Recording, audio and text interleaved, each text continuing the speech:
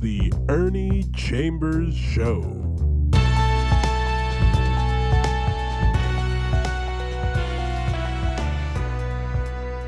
Brothers, sisters, friends, enemies, and neutrals, I'm back, and today I'm going to deal with some matters of a legislative nature.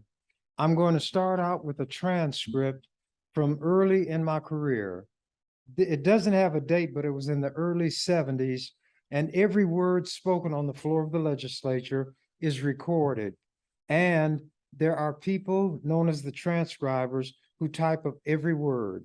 One of the problems is that some of the women who did this, they were all women in those days, they didn't have the best of education.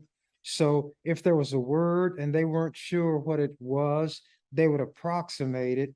And as a result, make the speaker sound like he or she was poorly educated because the word that they used did not fit if it was a word at all. An example, if you take the word principle, P-R-I-N-C-I-P-L-E, the word stands for a concept, an idea, or something along that line. If it ends with the P-A-L, P-R-I-N-C-I-P-A-L, it refers to a person who is like the principal of the school or the main element, the main ingredient.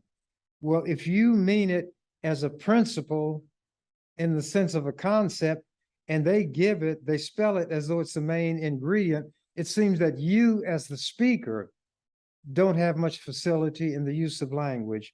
If they cannot think of a word to approximate what they thought they heard, then they put parentheses and write the word in those parentheses inaudible, which means that you spoke in a way that couldn't be understood rather than acknowledging that they didn't know how to spell. But anyway, I'm going to read from this transcript. It's early on, and people were still trying to figure out what kind of person I was. They were in awe when they found out that I got brain cells working, that I can put 10 words or more together and make sense. I was the kind of Black man they had never been exposed to. I was young at that time, when I wore a younger man's clothes, but they happen to be the same style, if you want to call it that, that I wear now. So this deals with a piece of legislation that the farm or rural senators wanted, which would allow school board members to have contracts with the school district that their board was in charge of. I viewed that always as a conflict of interest because it would give them a leg up, a head start over anybody else who might be able to do the same kind of work in the private sector. And since the people on the school board would lay out the plans and everything that was going to be done, they could get in on the ground floor.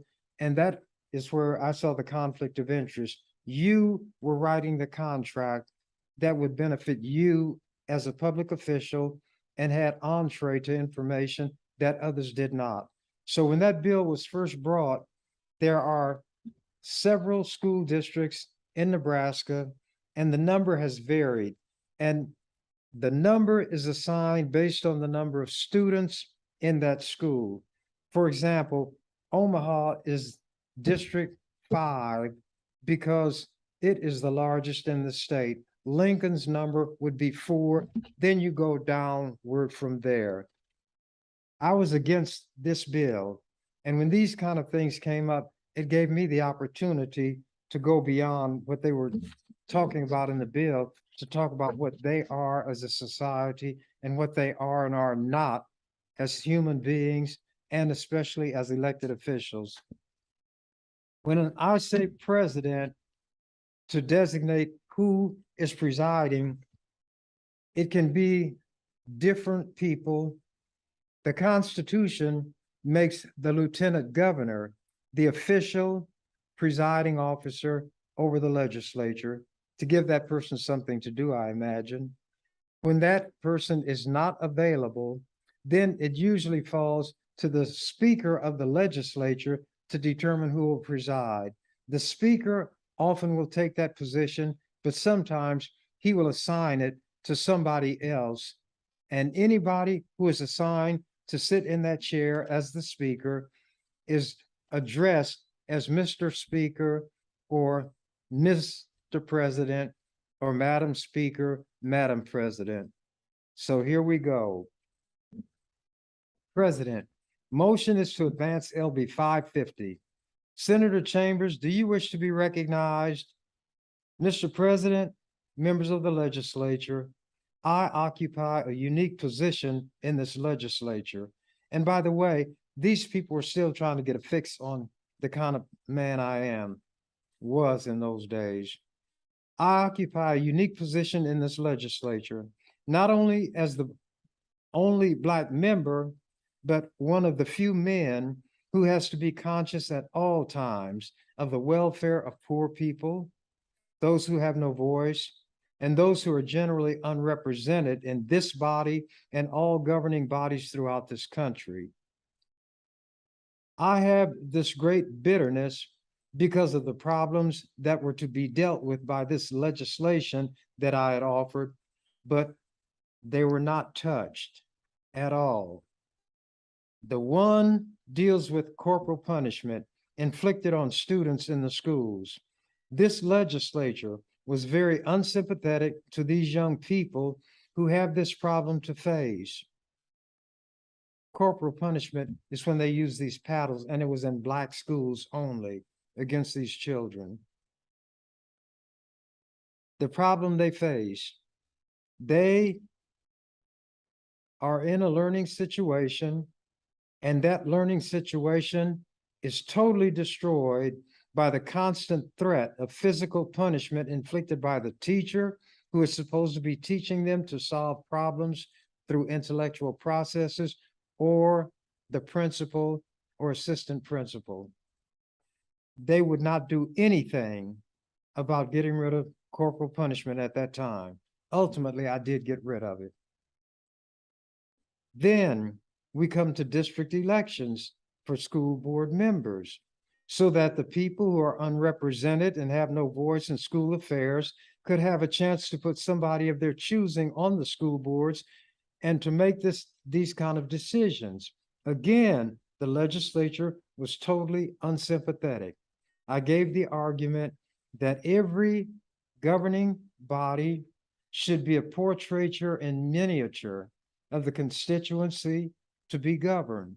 Therefore, every segment ought to have a representative. When the voting was at large, then whoever comprised the majority would vote on all of the members, and they could outvote any individual group. And therefore, the board always represented the powerful, the well-born, and so forth, as people have come to realize. Continuing. This morning, I see a bill that deals with the financial interest, and I feel it is a conflict of interest, of school officials. And the body, meaning the legislature, jumps to heel immediately. There's great concern about the welfare financially, about these people who are running the schools, which I feel is improper. All I have is one vote. I can't stop the passage of these votes. I can't vote the passage of the ones that I'm interested in with my one vote. I am casting my vote to show my opposition in the only way I have available to me in a meaningful way. But I developed a technique. That's later. Other than that, each one of us is given 10 minutes to speak on an issue, and I can use my voice to give the rationale as to why I vote against these measures, why I am for the ones that I advocate. I think that this is bad legislation. It is pernicious, and I think that it flies in the teeth of the ideals and principles which a legislative body like this one is supposed to embody. We talk about conflict of interest against each other when State Senator Proud, for example, who makes his living through insurance, would introduce a bill relating to insurance companies or the industry as a whole. That was called a conflict of interest for him. Or if somebody when not in the legislature, was a feeder and offered a bill, feeder of livestock, that was considered a conflict of interest for the senator, or a cattle grower, or the farmers, or the petroleum interest, or the cigarette interest. All of these would be considered to create a conflict if the senator offering the legislation had any connection with them. But when it came to the schools, they wanted the school board members to be allowed to have financial contracts with the school district of which they were a board member. Yet, in an area that touches everybody very, very closely, the education of their children, there is the same concern generally, but it does not exist in the legislature. I've seen lobbyists who did a good job for the school system last year get jobs with the school people afterward, so they were well paid for the vicious things that they did as lobbyists. I'm being put in a position more and more where my back is coming closer and closer to the wall. It is difficult for me to function in a body like this according to the rules we have established. It is not necessary for anybody in this group to consider using what they consider an unauthorized or unacceptable means to bring about social change, namely violence, because you have enough votes to do whatever you want to do. Whether it is to change a school law or to grind an entire group of people into the dirt like you're doing and will do on the welfare legislation for poor people, you will do that. But I sit here and I learn the lessons that you are teaching me. I carry them back to the community I come from, and I think there will be a day of reckoning. You men, I wish, and there were no women in the legislature when I first went there. You men, I wish, would realize and recognize the position that you keep me in. I don't believe many of you could go to an assembly of all Black people or all poor people or groups that feel that this body is hostile to their interests and do as well in that assembly as I do in this one as the only Black person. I come down here, I'll try to use your language so you'll understand. I'll try to follow your rules that you put in place and abide by them more strictly than you do. I'll try to read and understand your laws that you write, and some of them make no sense. I'll try to use your procedures to change your laws, and when it doesn't work and changes must occur, what alternatives are left? So I'm going to vote against this bill. I'm going to make a stupid statement now because you ought to use the language that people understand to whom you're addressing yourself. I'm going to say that I recommend that this bill be defeated, that it not be advanced. I'm not going to put a kill motion on it. That would be an exercise in futility. But I have taken my position. I've explained to you to the best of my ability why I've taken this position. You can do with it now what you will. If I could see the same concern shown to the students in school that I see shown to the welfare and financial interests of school officials, then maybe I could concede something on a bill like this. But when you are totally hard-hearted like and the type is put inaudible, and the word is flint. When you're totally hard-hearted like a flint, then you pass bills relating to the schools when it comes to formulas for state aid, but you're not interested in an improvement of the curriculum. You won't visit the classrooms to find out what the students are actually being taught or not being taught. I have to be greatly concerned about the interest this body really has in legitimate education. I hope that you will consider what I've said and vote not to advance this bill. Thank you. President, Senator Whitney. Senator Whitney. Mr. President, I want to speak in favor of advancing this bill. Before I do so, I want to compliment Senator Chambers on the TV last night. He did a marvelous job. And that's all I'll read of what he said. I don't even remember what was being discussed by me on television. Maybe it was this bill. President, recognizes Senator Carstens. Senator Carstens speaks. I think that somebody ought to make some answer to what Senator Chambers said, because I do not believe that he understands the purpose and the need for this type of legislation. I have in my district a small village, a small town, where the school board members are the people who are interested in schools and education, and they're engaged in business of one type or another, sometimes in several businesses. They may have a lumber yard, a general store, or they may have some type of automobile business or some kind of gasoline, fuel, or something of that nature. Now, these people cannot serve on the school board, because by doing so, they are then completely barred from having any inaudible relationship with the school district. The result is that they do not serve on the school board. The next result is that the services, I'm going to read these words just as they're typed. The next result is that the services in many of these smaller communities is the best people most able to serve and most willing to serve and who can contribute the most to it are barred, because in order to do so, they are compelled to suffer financial sacrifices beyond which could be justified. The purpose of this bill was to correct this. There is no hidden meaning in this legislation, and I know the problem that Senator Chambers complains about, and I certainly have supported him in many of his problems. Supported me in my problems. They caused my problems. Continuing.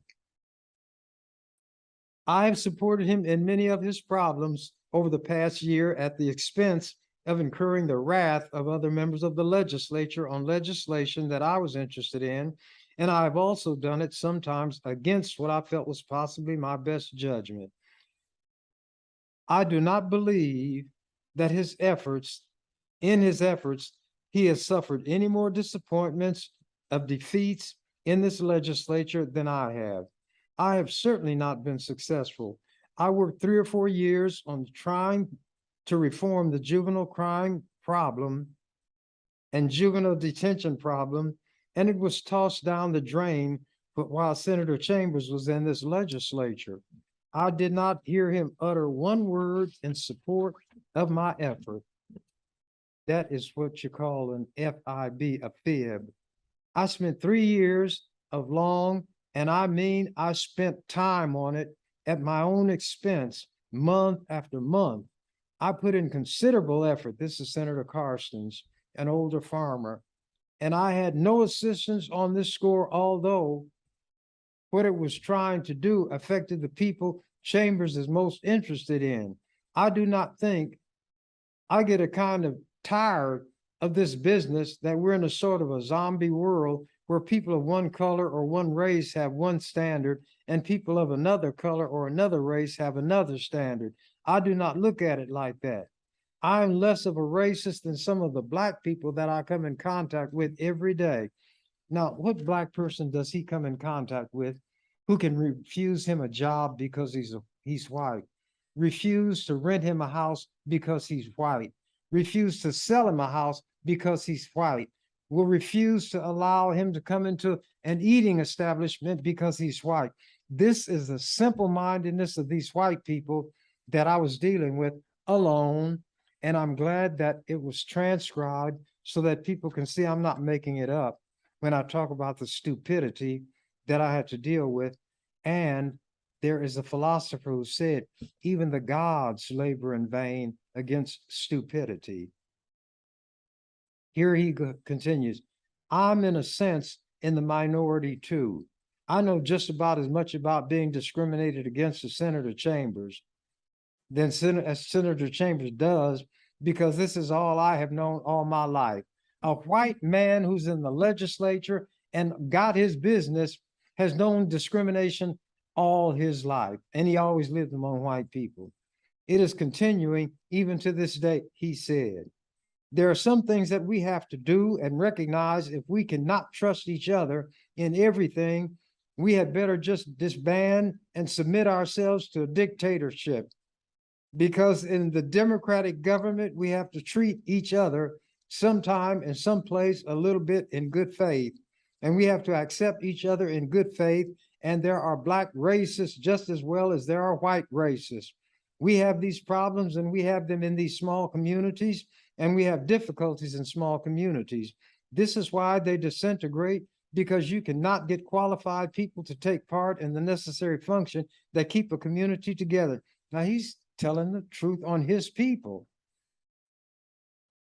I'm sure that they exist in Omaha in the same manner, and people get so to the point that only the less qualified or the least qualified or the unqualified or the poorest qualified are eligible. This is what we are trying to get away from in this area. I think that myself, that the $10,000 figure at the present time is too high, and I would offer an amendment that I would move that this $10,000 be stricken and $5,000 be inserted. President, Senator Carstens has moved that the $10,000 be stricken and that be changed to $5,000. Now that is the motion under discussion. Let me see.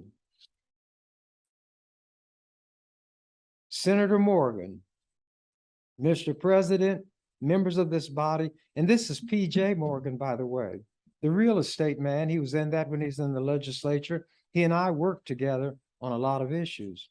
Mr. President, members of this body, I agree with Senator Chambers, and possibly what we could do and what I would like to ask of Senator Zebarth, if he would yield to a question. Senator Zebarth, I yield. Senator Morgan, I'm not sure that amending it. Now, I'm a member of the Urban Affairs Committee, which put the bill out, and I heard the reasons which you gave were good reasons why the bill should be advanced. And I hate to see us cut it down when some of these communities need to have contracts and in excess of $5,000.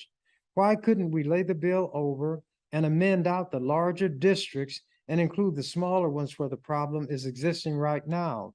Senator Zebarth. Well, Senator Morgan, I think no doubt that the class 4, which is Lincoln, and 5, which is Omaha, which includes only one city in each, cities of Lincoln and Omaha, be amended out, because I've heard no reason for them to be in. No one from those districts has contacted me, and these are the prime reasons Senator Chambers brings out in areas where this is not needed. I agree that it would not be needed in the Omaha and Lincoln areas. I would be willing to amend the bill for the class 1, 2, and 6 districts, and I would like to keep the $10,000 in Senator Carstens, keep that in Senator Carstens, mainly because of the school buses in some of these districts. If we amend out the class 4 and 5 districts of Omaha and Lincoln, would that be acceptable to you, Senator Carstens? I withdraw my motion if you want to limit the classes. President, go ahead, Senator Zebarth. If it is okay with you now, Senator Zebarth has withdrawn his motion, and that is no longer discussion. Now, what is your pleasure? Senator Zebarth. Vince, that's the clerk. On the original bill, on page 2, line 4, after no school officer, insert of class 1, 3, and 6 districts. That would be the amendment. Vince, of class 4 and 5 districts instead of 1, 3, and 6. So I move for the adoption of this amendment. President, Senator Chambers asked to be recognized. Now, I read word for word what they said and you heard it. Repetition, Mr. President, members of the legislature. Repetition seems to be an essential part of the debate in this body. I'm not repeating myself as much as some of the other gentlemen on the floor have done time after time after time. So in spite of how tired some may get of hearing me say what I have to say, I'm going to say it anytime I see the need. And as far as, oh, I'm sorry, Senator Carstens is gone. I voted on behalf of a bill of his on that juvenile situation, contrary to a lawyer who was trying to unify the entire area of corrections. Excuse me. My vote in behalf of Senator Carstens' bill caused my intentions to be questioned by people I was working with. I say this for a reason. There are a lot of times that people want to sit around here and talk about all that they have done for me. They have not done anything for me. I have not done anything for anybody, not for anybody in this body. When I vote a certain way, it's because I believe in the principle of the bill, or it's a bill which is indifferent as far as I'm concerned. It won't cause any harm to anybody. So by voting for its passage, I'm not going against the interests that I represent.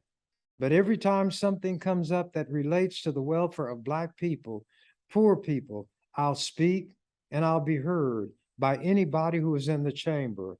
Even if the president would tell somebody to cut off my microphone, I would find another way to be heard. And the way I've seen men stand up on this floor and talk about irrelevancies, nonsensical things, nonsensical from where I sit, I don't see how anybody can criticize anything that I say. At least my sentences are complete. At least my thoughts are coherent. I try to use the logic that I think would be grasped by this body to make them understand what I'm trying to say. And this is what communication consists of. I'm here to challenge, excuse me, and I'm here to question, excuse me. I was sent here, not through sufferance of this body, but I was elected by people who didn't care what this body thought about my being here. The former governor was opposed to my election.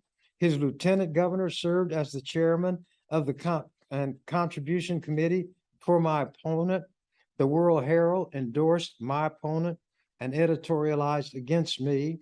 The Black preachers officially spoke against me. Senators from this body donated money to the campaign of my opponent. And there are men who are sitting in this body right now who gave an ovation to a Black man who stood on this floor and said that God put the white man in command and there's nothing that can be done about it. I don't forget these things. Some of these men, most of them, are in this body right now. And you ask me to forget it?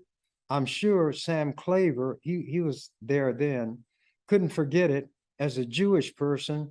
If somebody stood up here and praised Adolf Eichmann or said that God intended all the Jews to be wiped out in a furnace and let his will be done, Jewish Senator Claver would not have sat still for that. There is everybody in this body who has some interest they are not going to allow to be trampled if he is a man. But if he is going to be intimidated and cowered down,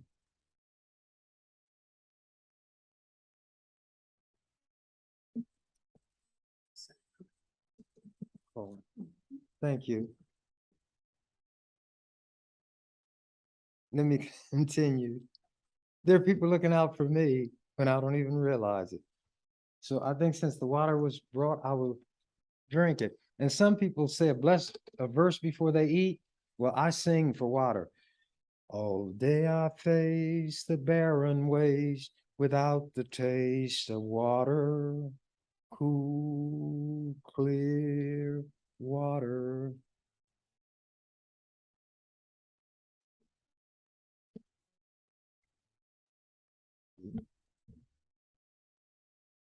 Keep him moving, Dan. Don't you listen to him, Dan. He's a devil, not a man.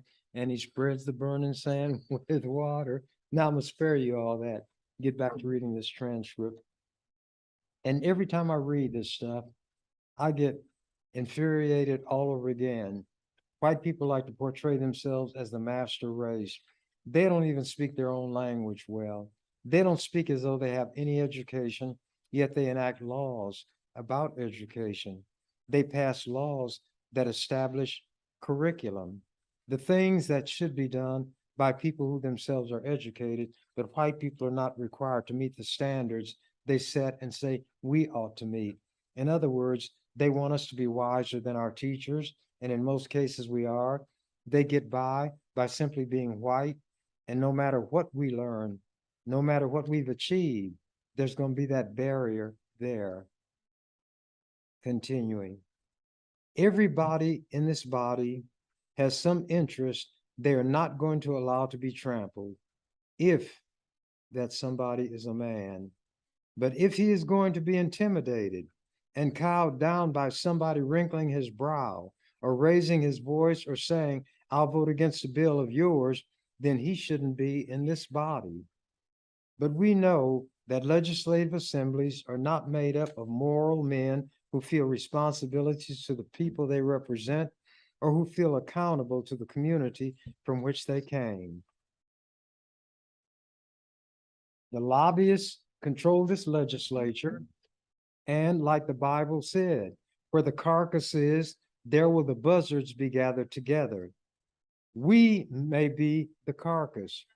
Now, if a man thinks I'm calling him a buzzard, and I haven't called his name and said he is a buzzard, a guilty conscience needs no accuser. But on this bill, back to the specific issue, if the amendment is going to be put on select file, which would exclude Omaha and Lincoln from its operations, then although in principle, I don't agree with the idea of having school members having contracts with the school boards that they're members of, or any other official to have contracts with the board of which he or she is a member, I would not then oppose passage of this bill. I want you all to take note of that. This is as much of a compromise as I can offer. I know that my one vote can't make that much difference on this bill, but there may come another day when it will be very significant, because a man may have 24 votes and may need a 25th vote, which rests with me. President, I remind the body that the question under discussion at this time is the advancement of LB 550 from general file. Now let me read an update. This is something from 1999. Chambers, hourglass, make mark. This was in the Lincoln Journal-Star, May 19th, Malcolm X's birthday, 1999. The printing is much smaller. Ernie Chambers comes to the floor of the legislature armed, brandishing his weapon. It is an oversized hourglass, and with it threatens to take his 48 colleagues captive and place the legislature under siege.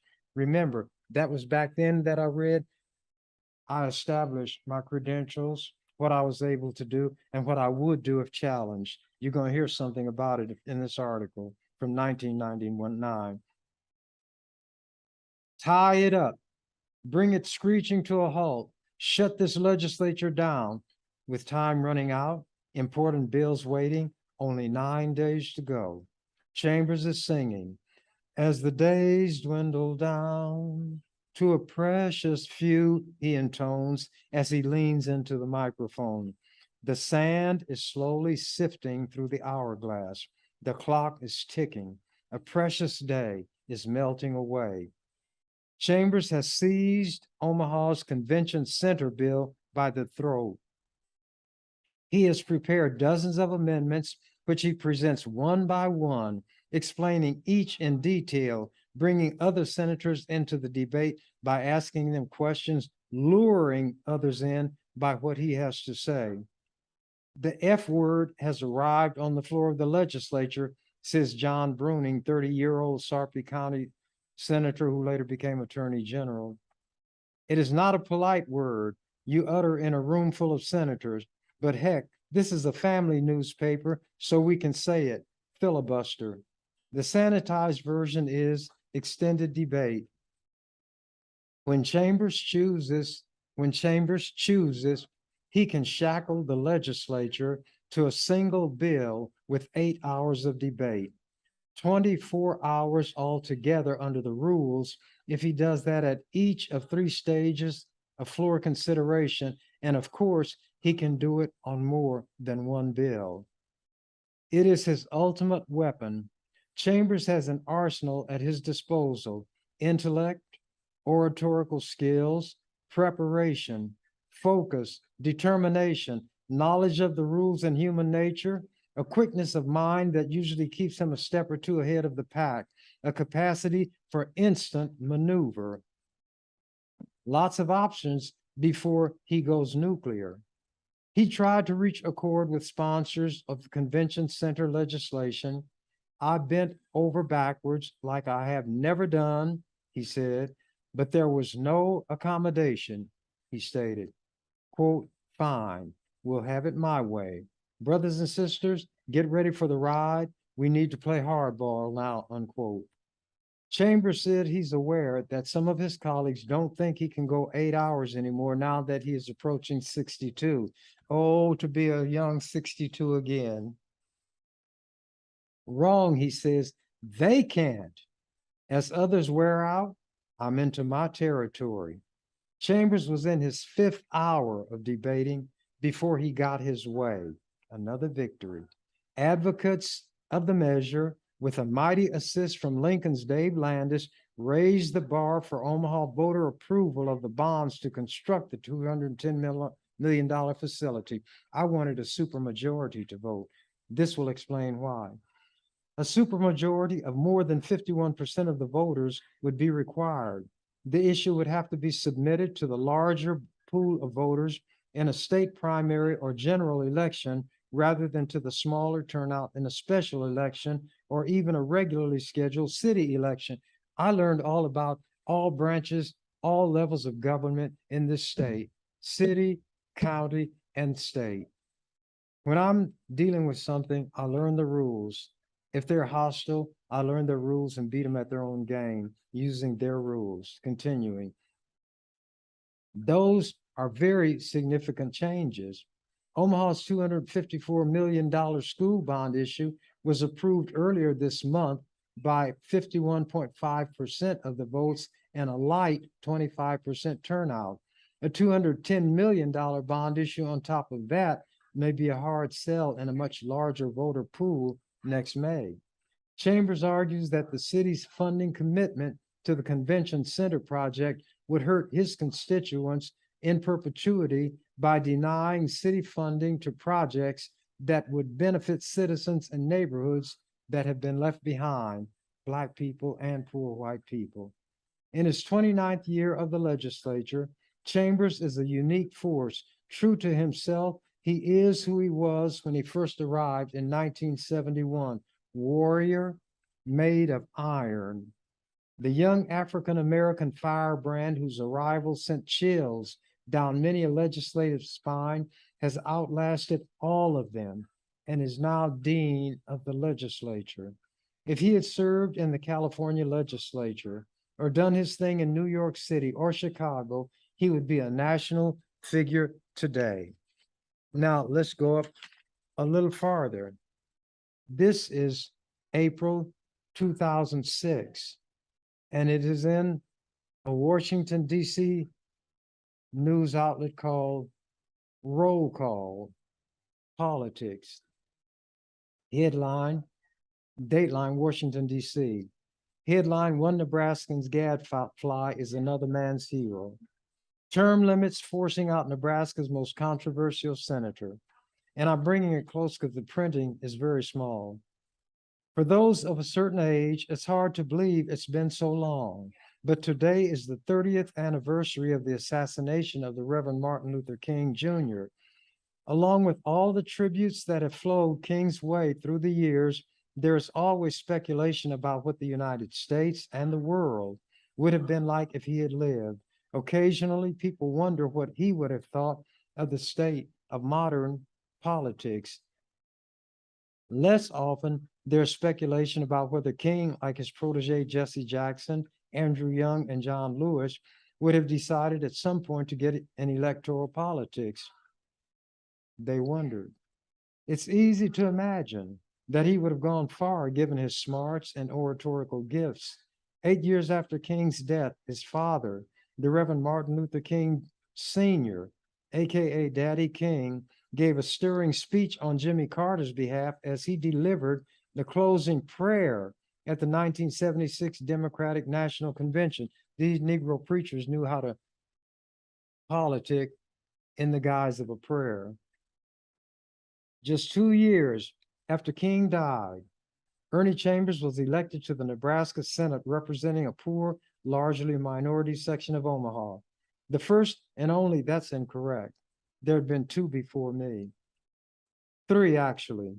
The first and only black member of, I was the only black one at that time. The first and only black member of the state's unique unicameral and nonpartisan legislature. One of the first things he did in office was to try to win some kind of official state recognition and honor for King. But Chambers' career also is about to be cut short, not by an assassin's bullet, but by term limits referendum that passed in 2001. Although 20 of the legislature's 49 senators will be forced out of office at the end of 2008, make no mistake, the push to institute term limits was largely focused on Chambers. They would change their entire constitution, the entire mode of government to get rid of one black man because he was too powerful under their rules. He recalled in an interview Monday that the people carrying the petition to get the measure on the ballot used his name as their main argument to win support. Quote, some people from outside the state paid circulators of petitions. There's a national outfit called Term Limits USA. Circulate, and they gave them a little card saying that the only way they can get Chambers out of office is by changing the Constitution so that he can not run anymore. Chambers said next, then the same argument was used to persuade people to vote for the provision, and that's why it carried. Without a doubt, Chambers' tactics and rhetoric sometimes rub people the wrong way. Listen to him discuss race relations and the way they affect American politics as an instance. Quote, our situation is different from white people because white representatives, whether on the state level or the national level, are more or less interchangeable. The interests of white people throughout the state or country overlap or intersect. So even if they don't get their specific choice, the voters will still have their issue heard because everybody's white. However, when it comes to black people, we need somebody who is strong, tenacious, intelligent, and fearless. When we get such a person, totally incorruptible, that person will keep our issue before the public and make some incremental changes. This is what I've been doing, and it's created a lot of resentment. I will continue this the next time because the clock is a very harsh taskmaster, and even I must bow to it. But before I do, I want to read the title of an article that appeared in Omaha Magazine in 2015. That damn Ernie Chambers, exclamation mark. He's self-absorbed, self-righteous, and infuriating. And he's absolutely necessary. As the canary said, when told that the cage door was ajar, I'm out of here. Thank you for watching The Ernie Chambers Show. If you'd like to make suggestions, email us at ewcfacts@gmail.com. That's ewcfacts@gmail.com. This has been an EWC Communication production.